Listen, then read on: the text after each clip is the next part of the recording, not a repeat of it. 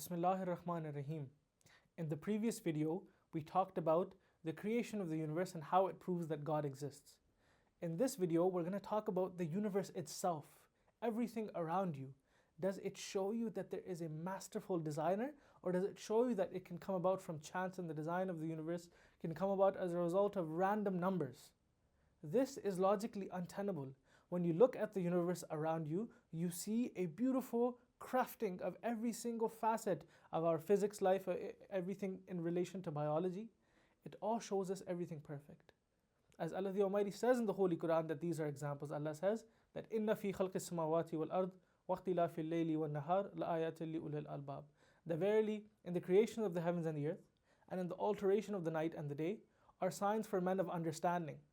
Now it has to be men of understanding. But what in the universe shows you that it is crafted excellently? Take, for example, the power of gravity. Gravity is something that dictates the fact that we stand on this planet. It dictates the fact that we revolve around the sun, that the sun revolves around the black hole in the center of our galaxy. It is incredibly important.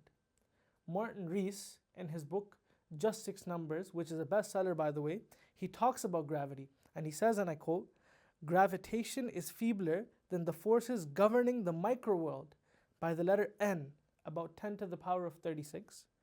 What would happen if it wasn't quite so weak?" He says, imagine for instance that you are a universe where gravity was only 10 to the power of 30 rather than 10 to the power of 36, feebler than electric forces.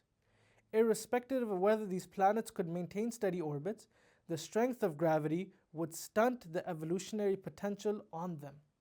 What does this mean? The amount of time that it takes for a planetary system to be formed and then for life to form on that planetary system is billions of years. But what if, according to Martin Rees, that the forces were feebler in comparison to electric forces? Stars would clash with one another. There wouldn't be any stable orbits, and the life of a star, instead of being 10 billion years, would be 10,000 years.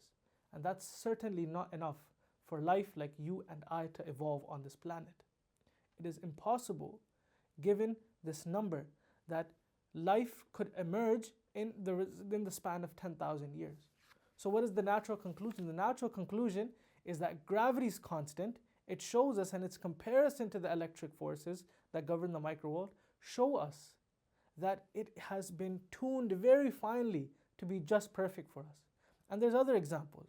There's the example of the strong force, which dictates fusion, and fusion is responsible for the chemistry that happens within the sun, right? Where hydrogen turns into helium and light comes and heat comes. The only reason that we're alive because of the sun is responsible because of the strong force, and that itself is a constant. Who made that constant perfect? Did that constant become perfect out of nowhere? Was it logically necessary for that constant to be perfect? See, it must be that some being made that constant perfect for us. Say, for example, as well, electromagnetism. William Lane Craig, a very famous modern philosopher, he states that there would be no means of transmission of energy from stars for the existence of life on planets. It is doubtful whether enough stable complexity could arise in such a universe for even the simplest forms of life to exist. All of this is fancy talk, for if electromagnetism wasn't as perfect as it is now, or as it has been throughout the creation of the universe, we wouldn't be here. But we don't have to look so far, we don't have to look so distant into the stars. Look at your own blood. Look at that which runs through your veins. Blood is responsible for supplying oxygen to our organs. And if it didn't do that, we wouldn't be alive today. And how is that possible? It's possible through hemoglobin, the protein that's in our blood. And it binds oxygen and it takes that oxygen. Very simply, with hemoglobin, oxygen stays in our blood for 5 minutes. Without hemoglobin, oxygen stays in our blood for about 5 seconds, maybe less, maybe more, a little bit. But we wouldn't exist without this protein that's in our blood. What are the chances that this protein could arise out of sheer chance, that there would be enough variations of proteins that hemoglobin comes into existence? A very famous biologist from Canada, actually, whose name is Frank Allen, he puts the number that there would have to be around 10 to the power of 243 years. That's 1 with 243 zeros in front of it. Number of years that hemoglobin could arise out of sheer chance. To give you an idea, that's billions upon billions upon billions of years. It's take the lifespan of our universe now and multiply by the lifespan of our universe many times, and you'll have that number. That's the chance that the hemoglobin that runs through your blood would exist. So how can it be that these numbers, right, which according to atheists we leave to chance or we leave to blinded evolution, could be responsible for creation as we see now? The universe has organized itself in such a beautiful way. Life has organized itself in such a beautiful way. Our minds have organized themselves in such a beautiful way. Is it really possible that all this came about of chance? How many times do we have to roll the dice? How many times does the universe have to take a chance for us to be created? This is logically untenable. It must be that some being carefully crafted us. We have the table in front of me now.